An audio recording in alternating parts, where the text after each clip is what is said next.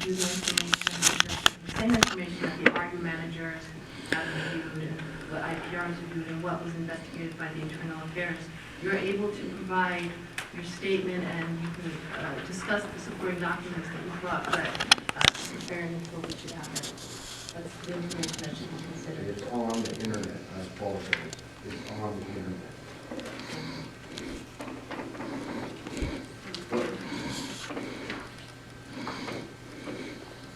Yes. Chair, what's the contention? See, I'm still in the dark about which version they have and why something that was in effect, effective December 2015, not scheduled to be revised till December 2014, would not have been in place on September 17th, 2014, 3 months before the revision date. Should have been already policy for 10 months at that point. It was an executive order dated December 13th, 2013. I have a copy on the internet.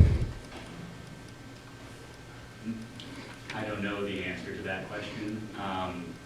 I will just refer to what Ms. Ben Albert has recently said about evidence at this hearing.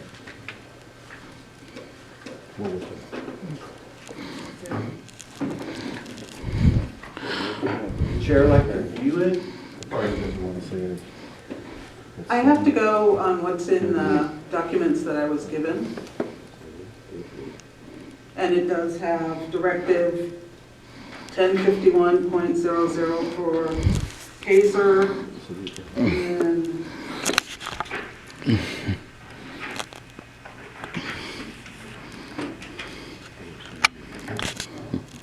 yeah, it's like a 5-6 page policy.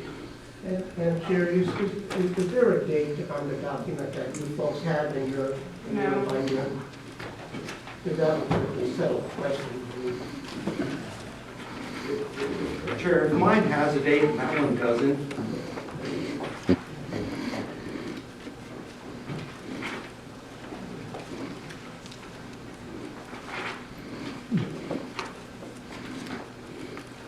At this point, I'm not sure what I'm supposed to do. Can somebody at the city confirm on this big public room that we were looking at the directive that was in effect? Are people 100% confident? I don't have any issue with the directive that we reviewed. Is there any question that we're using the wrong directive? I understand that the appellant has one that he believes was in effect, and I think we all respect that, but a lot of people have looked at this. Is there any doubt that we're looking at the wrong one by people at the city? Internal Affairs, you have? No. Thank you.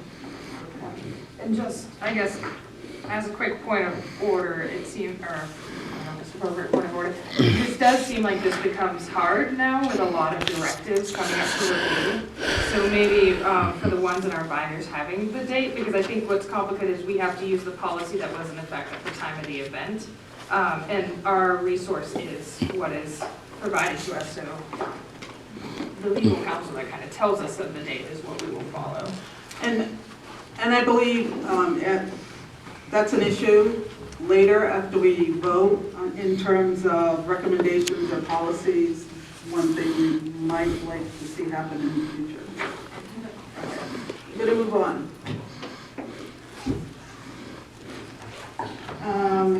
Chair,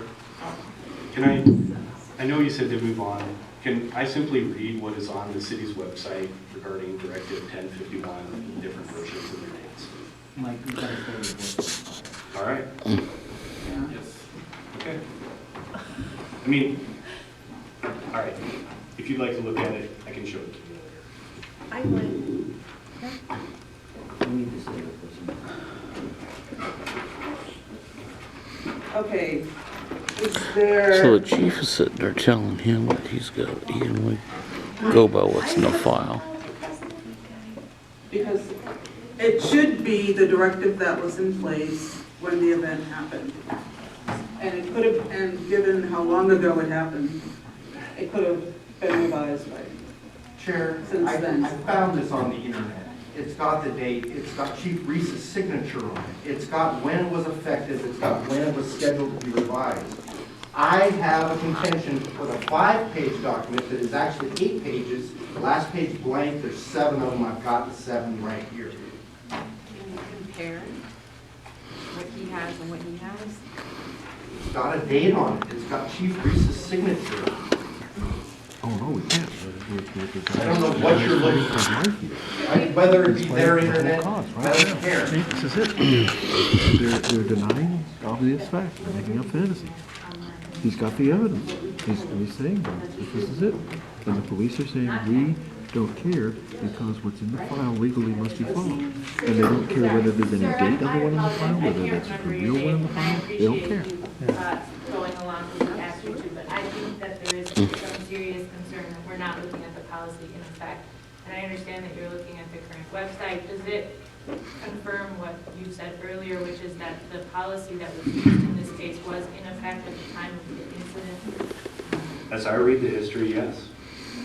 Okay, how long would it take to read the history out loud of a lot of stuff? Well, the current version of 1051, the last revision was effective December 4th, 2014. The sixth revision was effective January 1st, 2014. That's what is on the, right in there. When the appellant is talking about like 7.4, 1.2, those are from recent changes to our directives that are in a completely different format. Is that because of the DOJ? What IA does is they go back to the time of the event and they keep track of what the directives were on that day and they pull them. I believe that he has a recent version that was not in effect.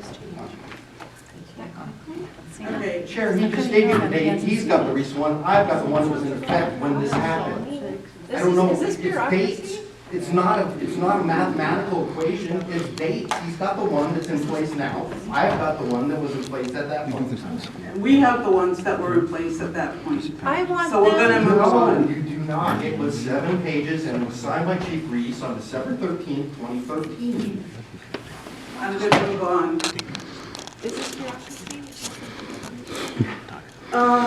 So what they're basically sitting there saying is that the policy that was in effect doesn't mean anything. It's what's happening now. Okay, Chair, I did present these documents all to the IPR yesterday. They had the advantage of a day's lead time. I put a cover letter and a glossary of all the included documents. I included that document. They told me they would not accept them. You gave me back this packet right here with my business card that I gave to them. They didn't bother to call me. They didn't bother to advance notice me. and I can hear your frustration in it. Because you realize the document that they don't want to accept is the document we're now talking about. I don't know. Can I just ask a question real quick? Go ahead. Did you provide, were you here during the hearing, the The case review? Yes, sir. case review?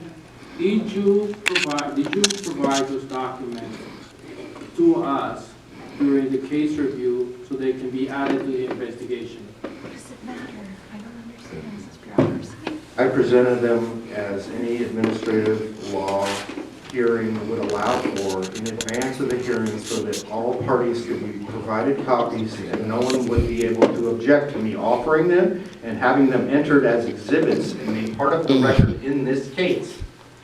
Is this So bureaucracy? you provided those documents at that time? Yes, they are date stamped right here from the IPR's office. I don't know. Now I think Okay. I don't know what you're talking about, Mr. Rivera. Could you be more specific?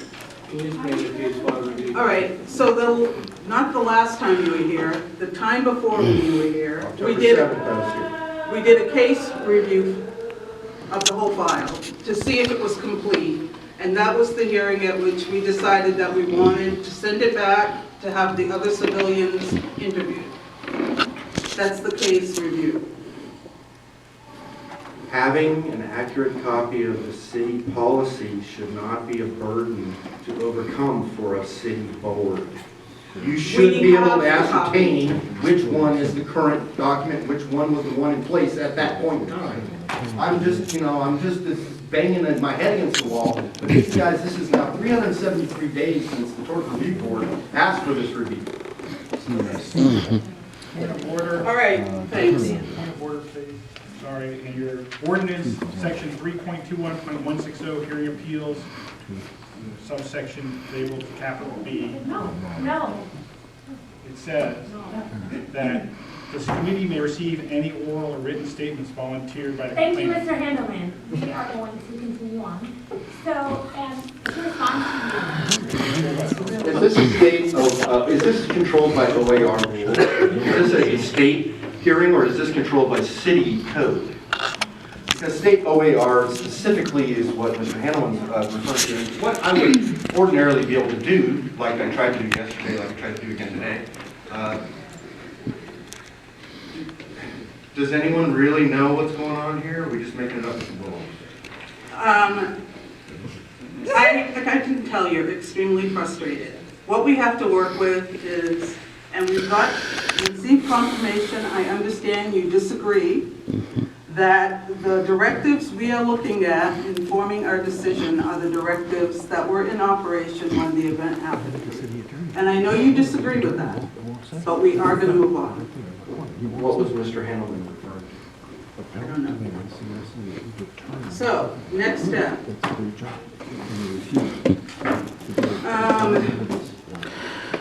This is the point at which we will discuss. Wait. The city attorney or the IPR directive comments and instructions on the standards of proof and identification of issues to be addressed. I'll do it. At this hearing, the committee shall decide by majority vote whether the recommended finding of the police bureau is supported by the evidence. Portland City Code 3.21.160 defines supported by the evidence as a finding regarding a complaint is supported by the evidence when a reasonable person could make the finding in light of the evidence, whether or not the reviewing body agrees with the finding. There can be several reasonable findings based on a certain body of evidence. You may think that one of the findings is better than another of the potential reasonable findings. However, the question the CRC must answer is whether or not the city's employees